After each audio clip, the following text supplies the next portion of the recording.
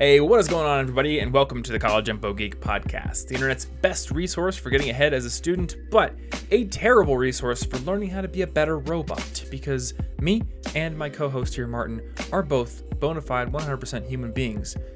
I love ingesting caloric organic material, converting it into ATP and glucose for the benefit of my muscles and all the other biological organs inside this meat sack. Well, that obviously. I very much enjoy having. Yeah, I am one being and not several.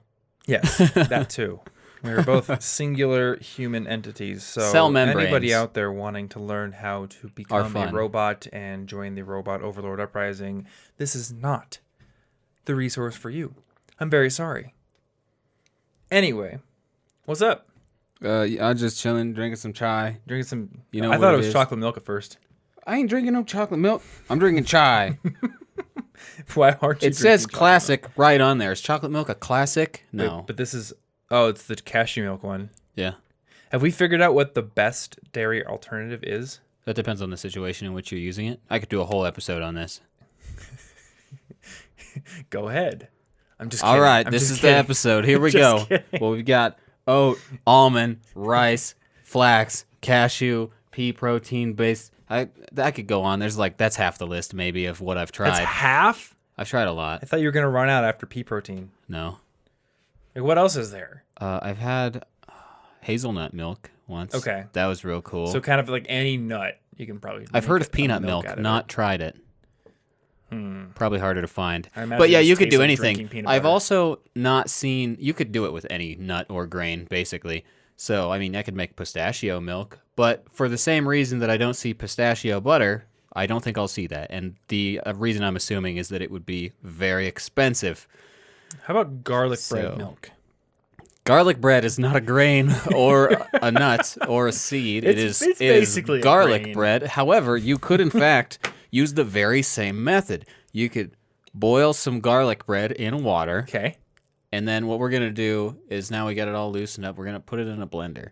We're going to blend it all up. Now we're going to strain that through a cheesecloth. Okay. And the stuff that comes out will be garlic cheese It's bread going milk. to be delicious and nutritious. Coming It- soon to a Whole Foods near you, Tom and Martin's 100% vegan garlic bread smoothies. Yeah, I mean, it will work. Look, we're And getting that's into the health food all game. I can say about it, because it will also be Okay, here's disgusting. the thing. Here's the thing. Did disgusting ever deter any other health food that you see in Whole Foods? well, I mean, I don't know about the classification of health food for garlic bread milk. I've seen some cleanse drinks that look like Well, it's somebody like just garlic like, makes took sense. the S pipe out of their garbage disposal and put a bottle there. Although I don't instead. want garlic milk. That sounds very strong. Oh, there's going to be some garlic milk. Look, people will subject themselves to all sorts of pungent drinks If we just if call we it like give a them cleanse, the promise yeah. of like some sort of gut flora bacteria Yeah, cleanse. you'll get psychic powers. There you go. Yeah, so I've seen some internet entrepreneurs If you being like, drink dude, pure if you put ghost this pepper butter in your juice. coffee, you can sleep for 5 hours a night. We will go beyond it. Psychic powers. If you haven't gotten them yet, you haven't been drinking enough of the garlic bread You milk. got to put ghost pepper juice into every smoothie. Well, of course, we put ghost pepper extract tincture And in every also, single one. the thing is, most people, they just drink their ghost pepper juice. They're messing it up. Every face hole is a perfect place for ghost pepper juice. Your eyes, your nose, your ears.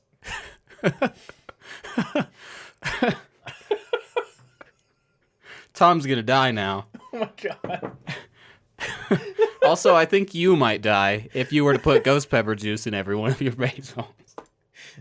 Okay. What are we actually talking about today?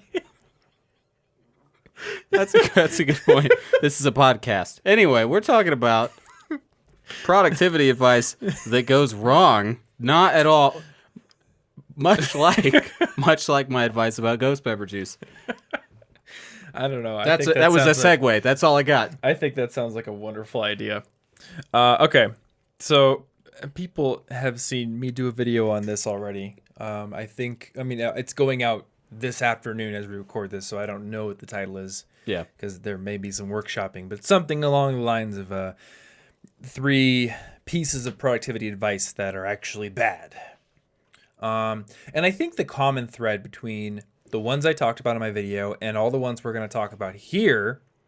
And I may repeat one from my video. We'll see what kind of time we have. You just can't. I remembered how much time we wasted. You're just imagining me like taking a little tincture, pouring some ghost pepper juice in my pores. I felt bad for a second. Anyway, would you say that the ones you've chosen are all pieces of advice that seem useful on the surface? I would, in fact, say that the ones that I've chosen are good advice if you follow them in a very specific context. But like many things, people can use them, and I've used all of these in a way that was harmful to me. Yeah. This is why we need instructions. This coffee is hot. Don't eat Tide Pods. But nobody puts that on the productivity advice. Well, that's what the government says. Oh, okay. State of California and all that. But they say that everything causes cancer. that's because they're telling the truth, and the other states don't want to tell us. That's probably right. Yeah, but basically, we don't have instructions usually. With each piece of productivity advice, they don't often come with a little asterisk below them. It's like, but P.S., don't take it this way. Don't take this part too literally, or it'll mess you up. There's no warnings. Yeah. So, okay. So I think that we're in agreement here. And I think I'm just going to have 2.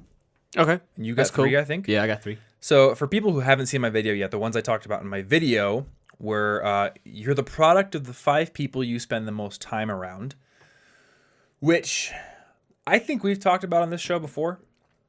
So yeah, I think it might have been go watch 5 the video questions if you want to once. see my thoughts on that one. But I think that's a piece of advice that gets misinterpreted and taken way too far, way too often, judging by a lot of emails I've gotten. The second one was be everywhere, which is something that I heard a lot in the blogging area. If you want to get your blog out there, if you want to get your name out there, you got to be everywhere, be on every social platform, be at every event.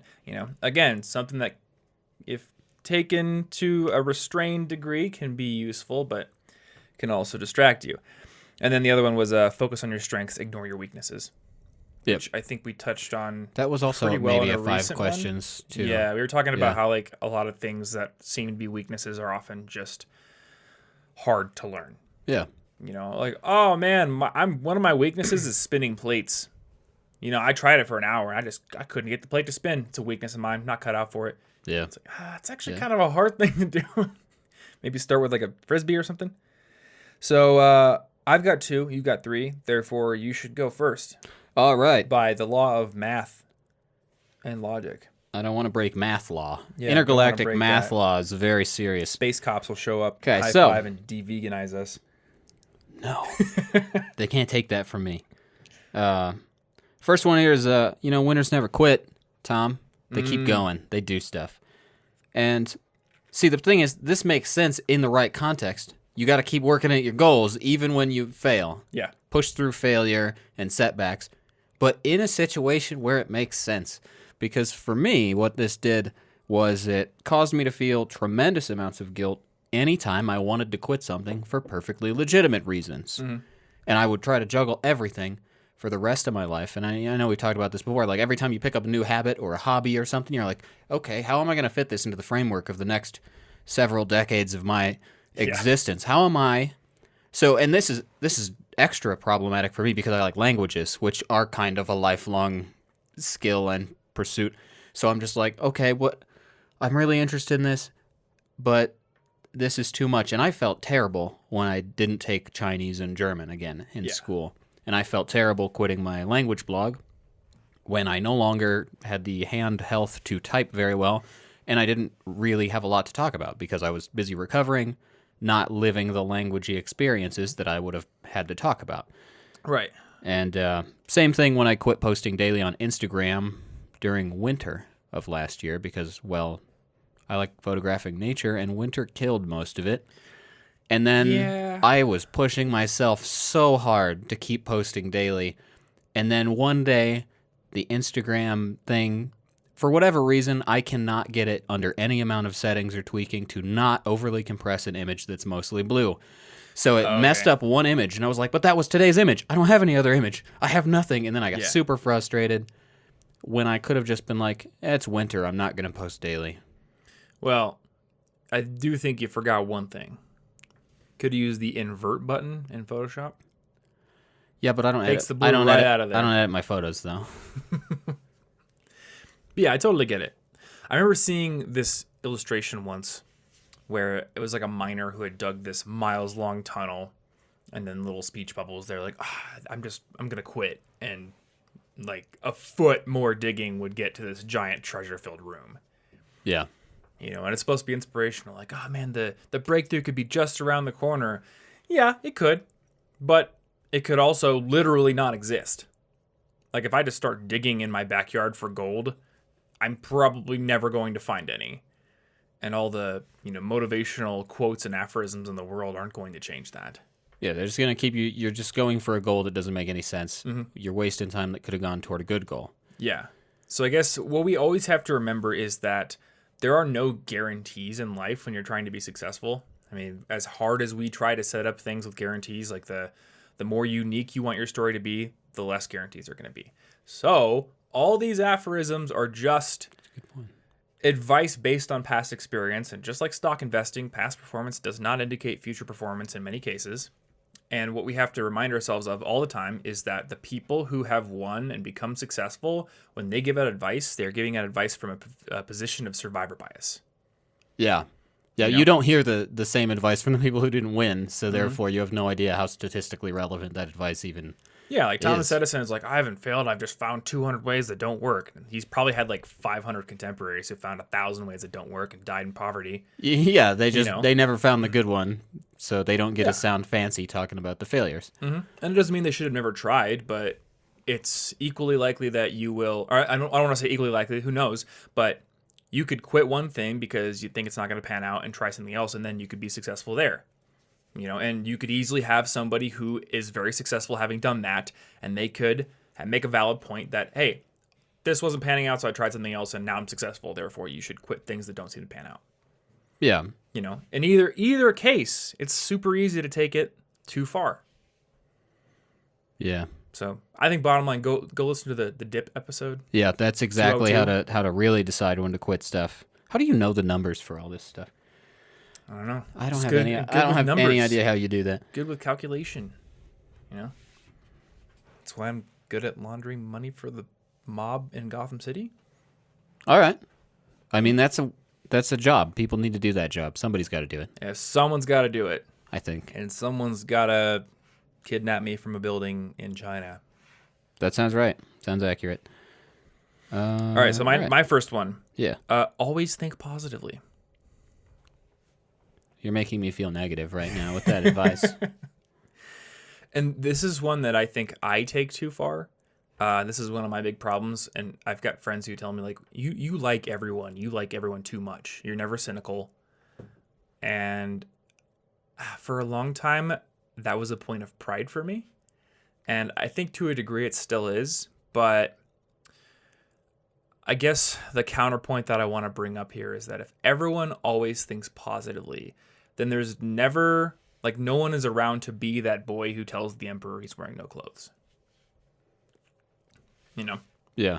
I just watched a video essay about that Holmes and Watson movie, the one that Will Ferrell and John C. Oh Reilly yeah, did. yeah, that one. I didn't go see it, and Anna and I wanted to go see it, because the trailer looked kind of funny. I'm very glad that we didn't, Is it because terrible watching or his something? video essay, it looks like one of the worst movies that's ever been made. Oh, So glad I didn't go. And apparently this movie had just been in development for a long time, and they unsuccessfully tried to sell it to Netflix, and eventually they just greenlit it.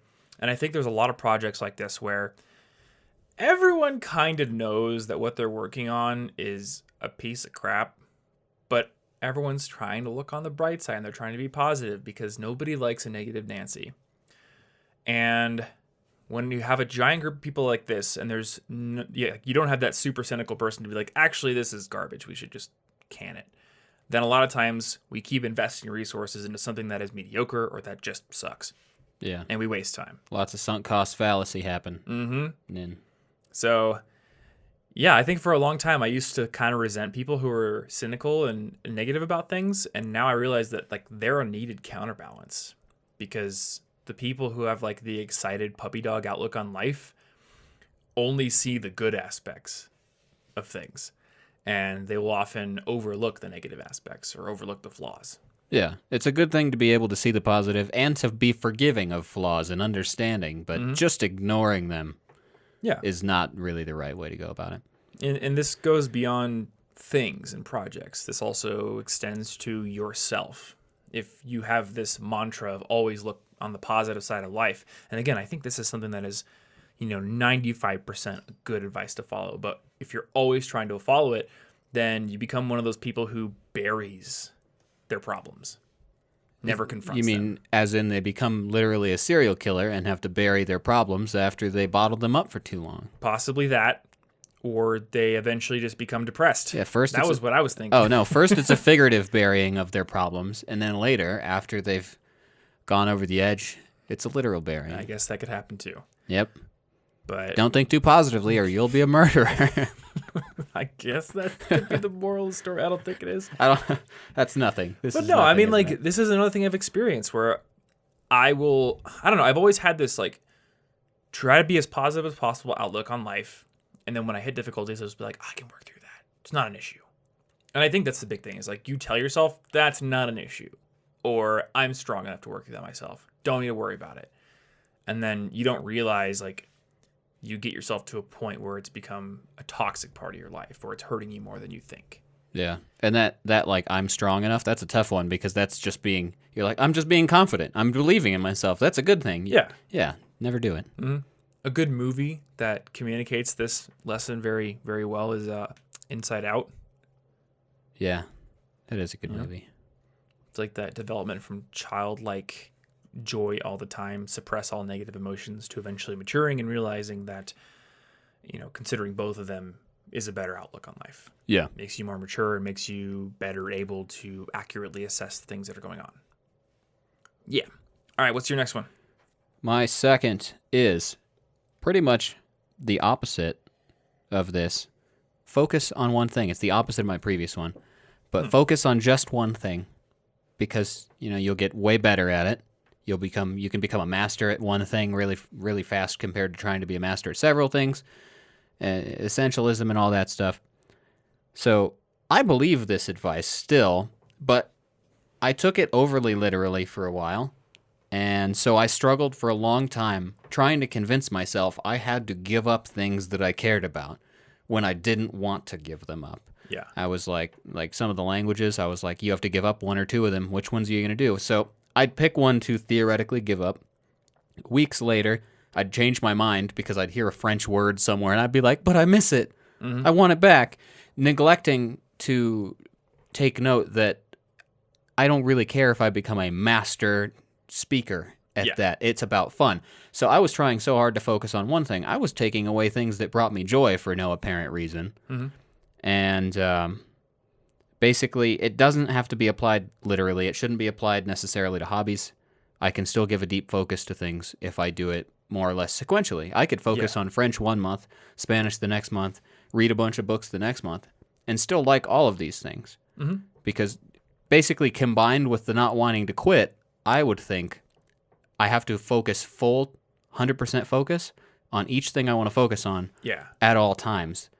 So that's a very big recipe for being overwhelmed. Well, it could also nonstop. be easy to go too deep and identify one specific thing as the only thing you're allowed to focus on, when it would actually be useful to focus on a slightly broader category of things. Yeah, I could have skipped photography entirely if I was like, listen, I'm good at programming. I shouldn't be messing around with this.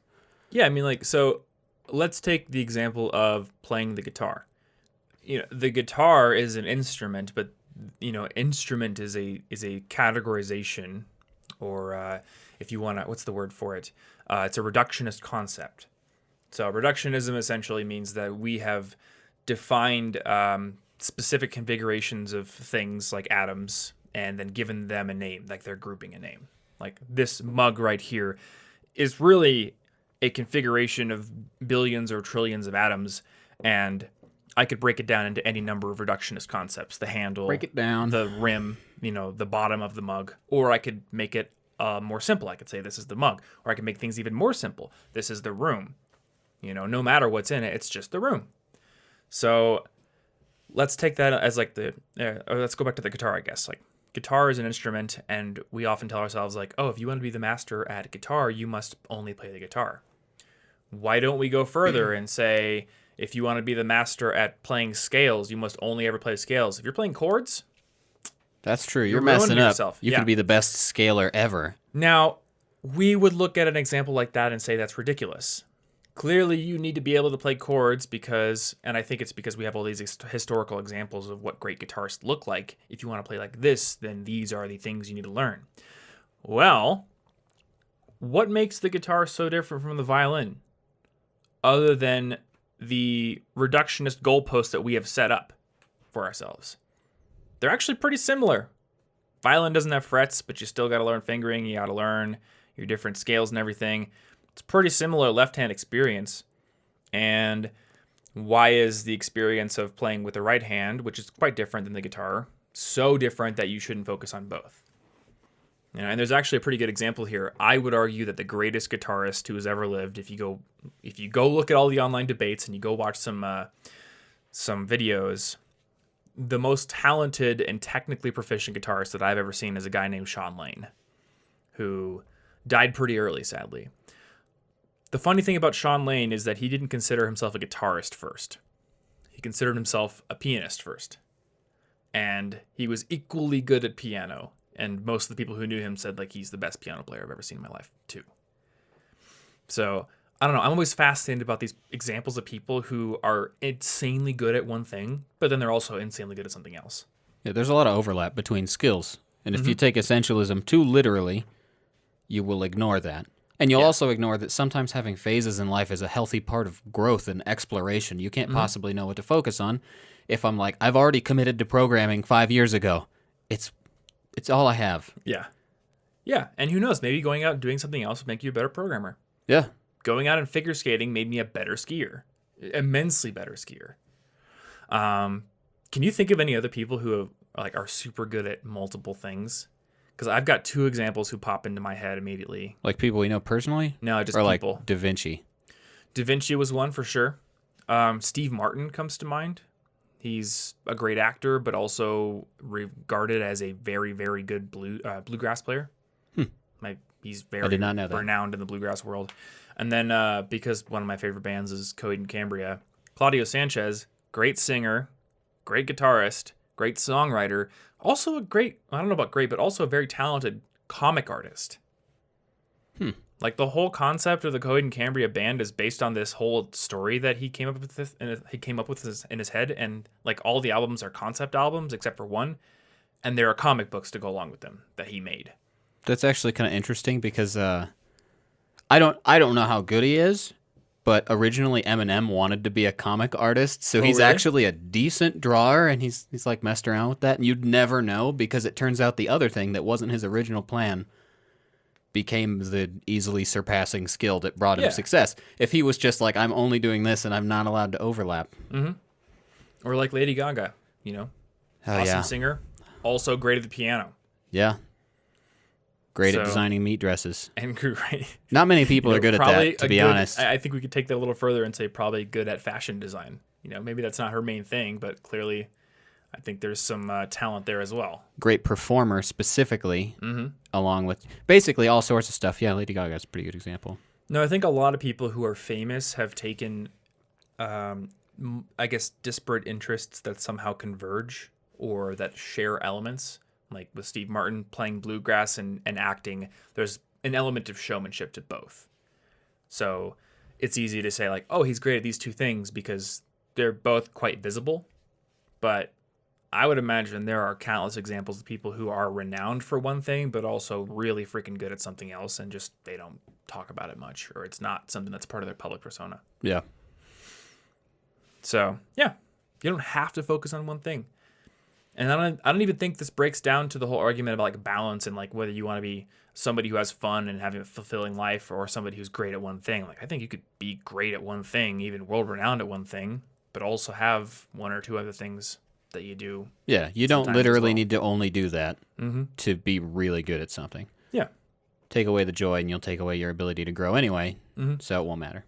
This week's episode of our show is brought to you by Skillshare, which is an awesome learning platform that can help you boost your skills in a ton of different areas, most of which can improve your career prospects. They have courses on marketing, data analytics, video editing, digital animation, digital illustration, web development. There are a ton of courses on the platform, including a course from yours truly called Productivity Masterclass, Building a Custom System That Works. So if you want to watch a course from me that teaches you all about how to build a to-do list, a note-taking system, your calendar, your file organization system, basically the whole system that allows you to keep on top of things for the long term, then you can watch that on the platform, along with more than 28,000 other courses. Now, every single time I do a Skillshare ad, I always want to recommend a great course for you to potentially start with. And I know we've been talking about some bad productivity tips in this episode, but this is a great recommendation. The course is called Presentation Essentials: How to Share Ideas That Inspire Action. And this course was made by Simon Sinek, who gave one of my favorite TED Talks ever. It's called Start With Why. It is a great TED Talk for anybody running a business or being a leader.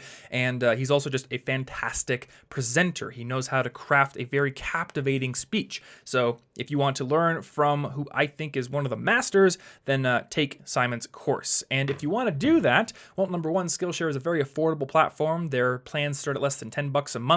And if you want to get a free taste of the platform with some unlimited learning, you can get a 2-month free trial with, again, unlimited learning on the platform. You can take a heck of a lot of courses within 2 months by going over to Skillshare.com/geek. That is, once again, Skillshare.com/geek. So head over there, get that free trial, and start learning and building and improving your skills. Big thanks to Skillshare, as always, for sponsoring this episode and being a supporter of our show. And another thanks has to go out to our second sponsor this week, Hover. Hover is the best place on the internet to get your hands on a domain name, which, if you've listened to our show for any length of time, you know is something that you need to do to build your personal brand. That mix of online platforms, a personal website, a portfolio, and the things you do offline, like going to conferences and building relationships, that helps you to build your network and to communicate your skills and your passions and what you can do to the world so you can land jobs or build companies or meet new colleagues.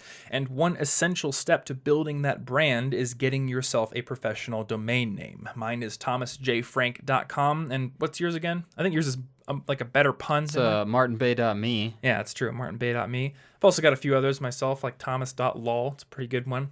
And I got that one from Hover. Now, unlike a lot of other domain registrars out there, Hover makes the process of getting a domain incredibly easy, and it's also incredibly fast. I can actually buy a domain in less than 30 seconds on the platform. Might take you a little bit longer if you don't already have an account, because you have to make a username, but it's pretty much a 30-second process. And in addition to that speed and lack of pop-ups, lack of distracting extraneous elements in the process, there's over 400 domain extensions to choose from. You have your classic .coms and .me's, which I would probably stick to for professional domain, but if you want to make something more fun as well, you can get all kinds of other things ranging from, again, .lol to .limo and .ninja.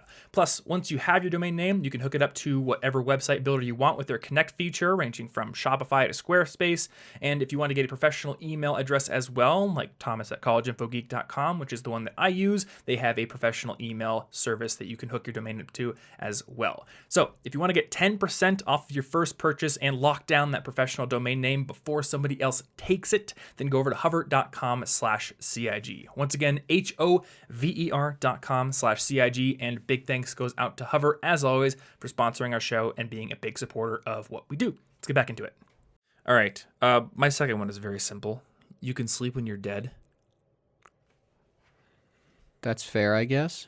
And That's fair. there's all these quotes out That's there. fair. Thomas Edison once said, like, if we could, I don't remember the exact quote for him, but it was like, if we could remove the human body's ability to sleep, I would do it, or something like that. Or maybe it's like, I detest sleep, something like that.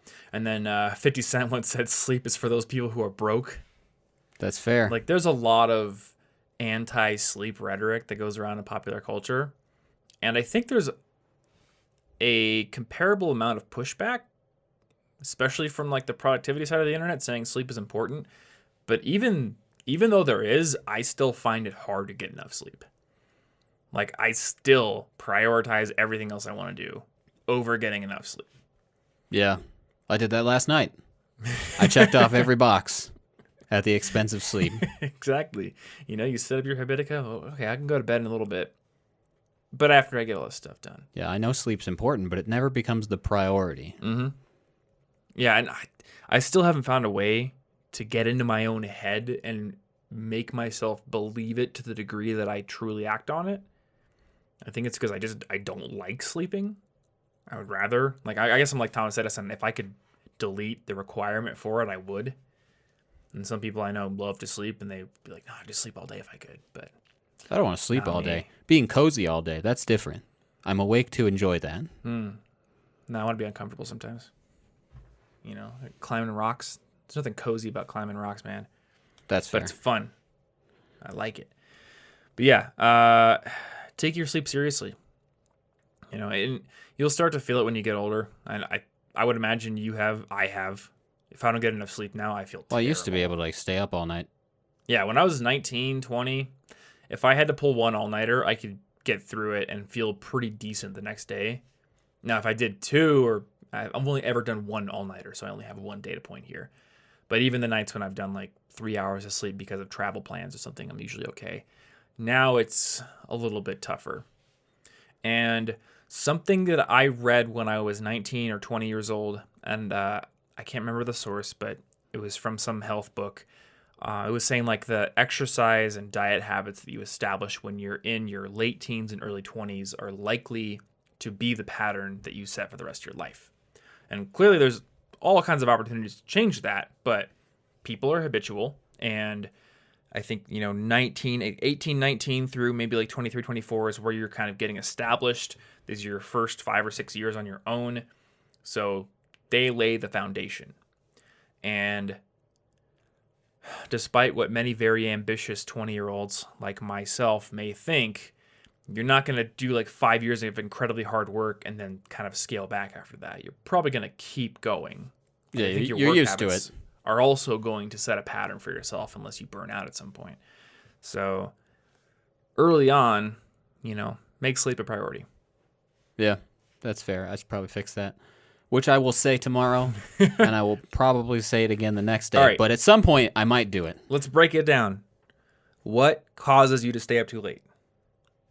Putting off my habits until the end of the day where I go, oh, no, I didn't do these, and All right. then I do them later. What are the habits?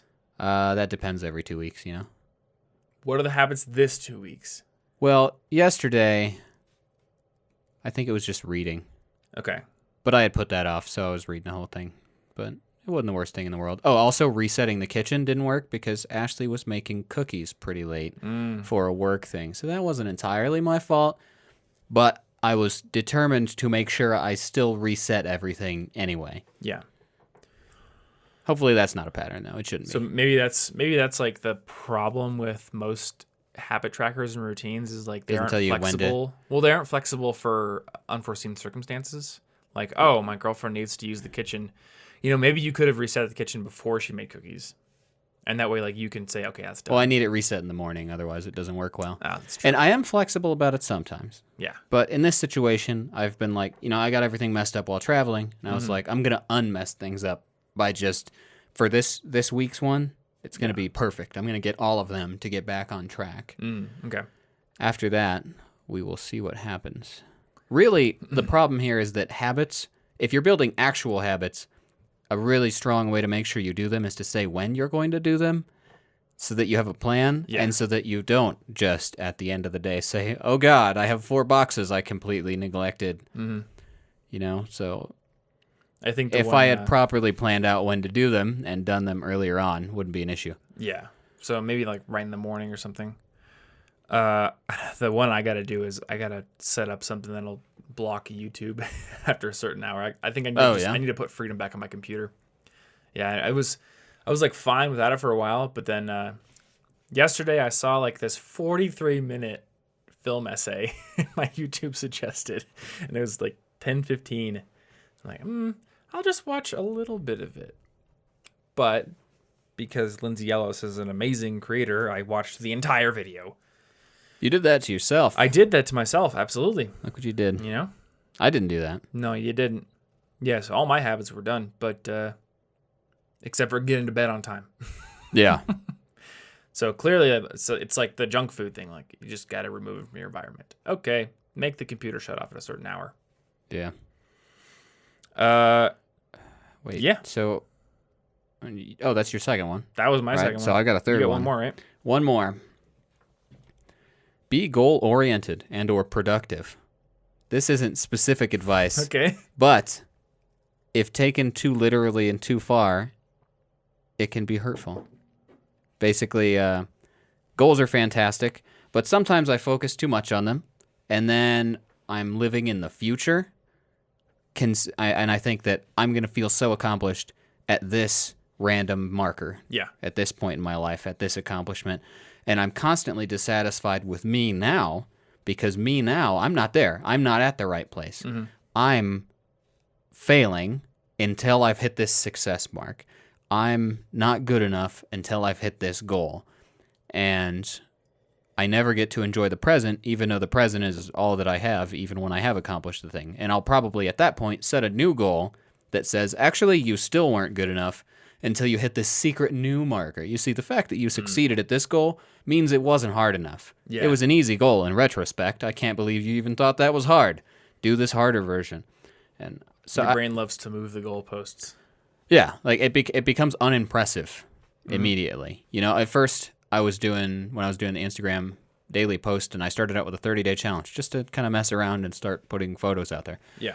After that, I was like, well, I'm gonna keep going. Eventually, I get to like 200 and some days, and then I still feel bad for quitting it because at this point, well, 200 days, that's not good enough. I need to get a full year. Yeah. I need to do some other thing. I should be incredibly impressed at myself for managing to more than 6 times multiply my original goal. Yeah. But instead of that, I'm disappointed because I, at some point, had to stop. And because the whole time I'm focused on hitting future marker points, I'm not really happy at time 212. Yeah. It's not 365. It's just 212. It stopped being important at 200.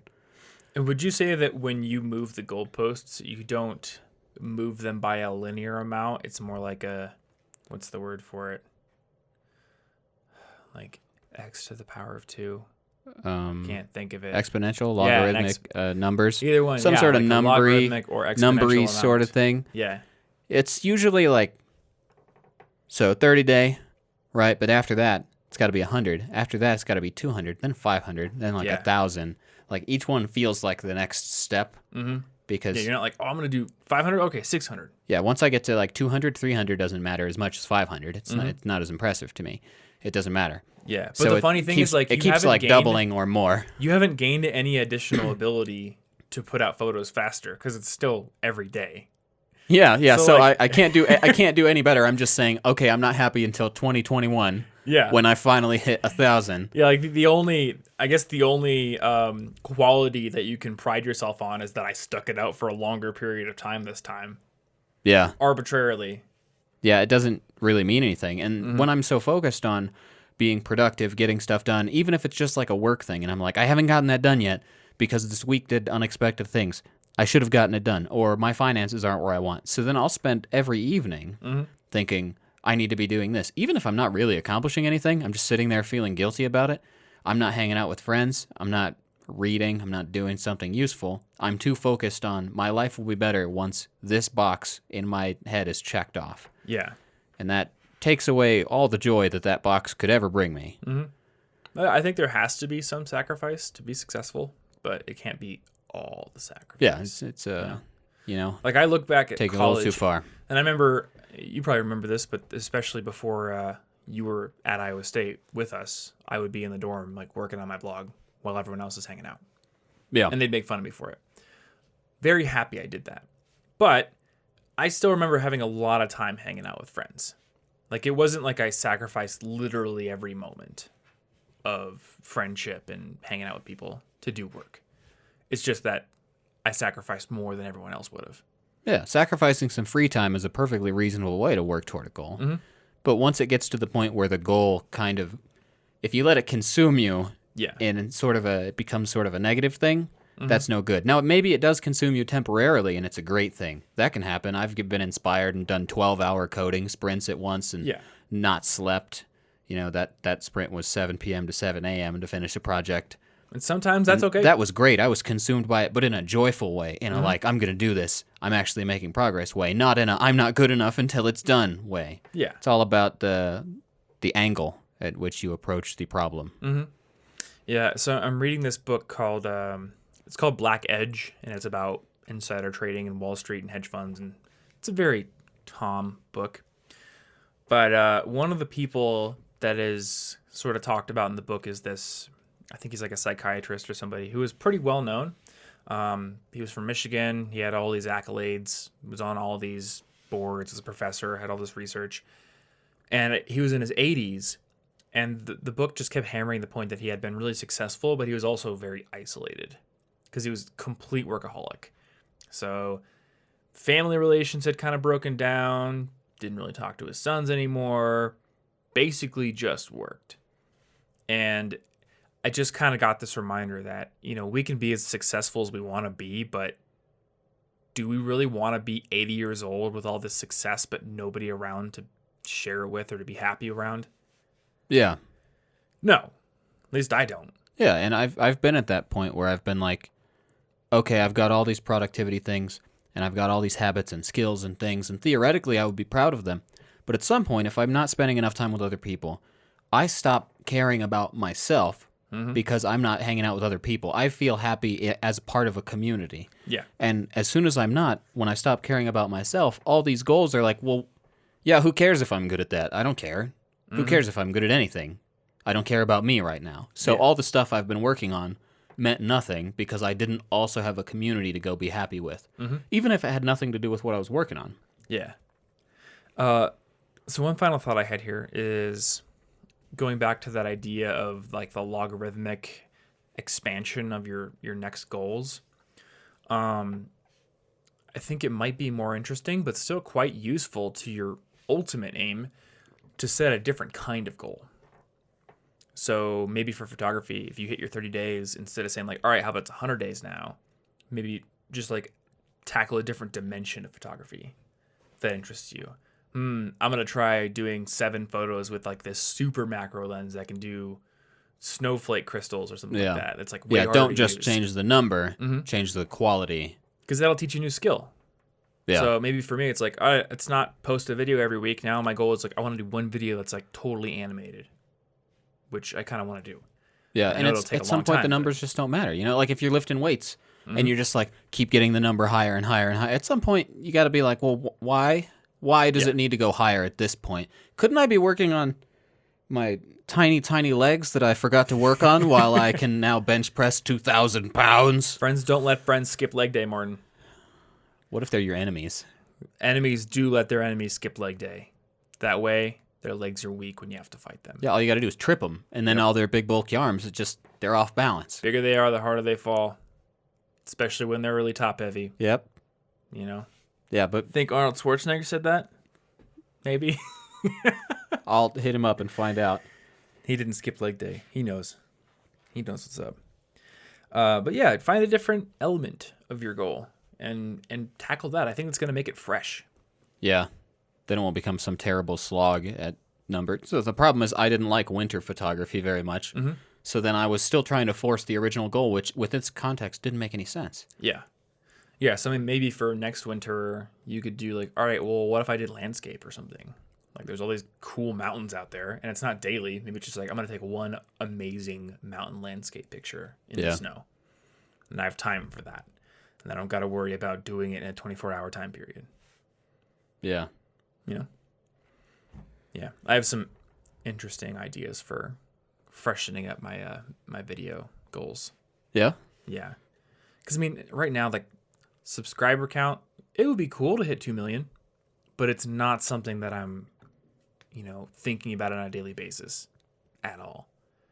Because it's not going to make a significant difference to my daily experience. Yeah, it really won't. Because I talk to YouTubers Won't do who have anything. 3, 4, 5 million subscribers. You know what they do? Same thing I do. Sometimes with greater amounts of stress. So I got to find a way to keep being helpful, keep putting out work that's successful, but also keep putting out work that keeps me motivated and interested. Yeah, this is the kind of stuff that I think it's important to take a step back and work on that. That's what I've been thinking about after traveling because I screwed up all the habits and everything I was doing for a week or two. Yeah. And now I'm just like, well, what is important now that I'm back? Mm-hmm. What do I do with this? And I got to be careful not to set up the kind of goals that became harmful before. Yeah. Which were Well, trying to do everything all the time, every day. like 17 languages per day. Whoa, I cut it down to 3. Okay. That's still a lot. Yeah. Well, I'll have you know that I still really like Mandarin and German. I'm just choosing not to study them because I realize that I can't do 5. Okay. Yeah, you can't do 5. I would have to sacrifice like my pianos. You don't I want have to do to- other things. You realize this in college. Yeah. I literally remember you telling me this in our apartment at college. Like, I can't learn 5 languages at once. Yeah, and I think like we did a very I still go early back 5 and forth. questions episode where somebody asked us that, and that was your answer. It's very difficult because I still love them. Yeah, that's the problem, you know? Like, I go back and forth between wanting to set up like a rigorous like hour of piano practice, an hour of guitar practice a day, and then like there's no time for that. Yeah, if I want to focus very deeply on one thing, I do need to make the sacrifices of the other things. But if I'm unwilling to let them go, it gets confusing. So I have to do some weird sequentialist balance. Yeah. To get me through it. Yeah. So for me, I have a goal in mind for that involves both guitar and piano and learning my looping gear. But it's not some arbitrary time goal. It's like a project. Yeah. I need a project. Yes. I don't know what it is. How about I don't know what it is yet. Mandarin, Japanese, German, French rap video? Probably not, but maybe. It's like the polka rap, but in 6 different languages. I will probably not do that. I can make no guarantees. The Pokemon names are different in French. Ooh, that would make it even better. They're not different in Spanish, so that would just be the regular polka rap with a Spanish accent. You could make it even better than that unraveled polka rap, Yeah. which would be pretty difficult. He set the bar pretty high.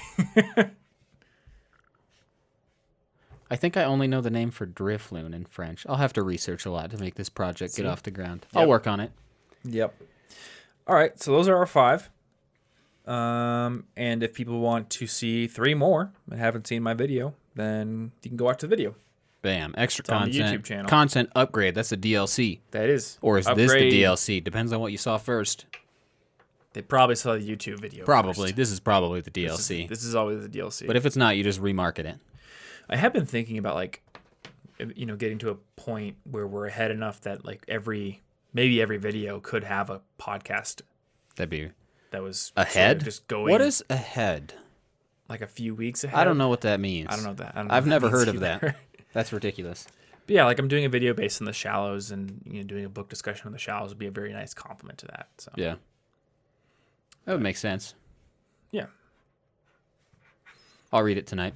just the whole book. Done it before. Actually, you probably could do it. I've done that for podcast books that I've read before. Mm-hmm. So I read a lot slower. That's okay. I've come to realize that if it's not a fiction book that has totally gripped me, I just read kind of slow. I read fiction slower than nonfiction. Maybe we're opposite in that, because when it's fiction and I am really into it, my eyes just race over the page. I have to picture every single minute, tiny detail. Sometimes I'll think for a second and try to make a facial expression. Like, what did they just imply that their face looked like? And I'll try to figure it out. I'm way overly concerned with details. I should probably never read Lord of the Rings, but Probably not as but lot I'm of detail going in to. that. Yeah. So that'll suck. Yeah, I'm just like, I need to know what happens next now. So I'm just No, that racing makes more through it. sense. Yeah. Anyway, I think that about does it for this episode. So thanks as always for hanging out with us. If you want to find the show notes for this episode, you'll find them over at cigpodcast.com/367.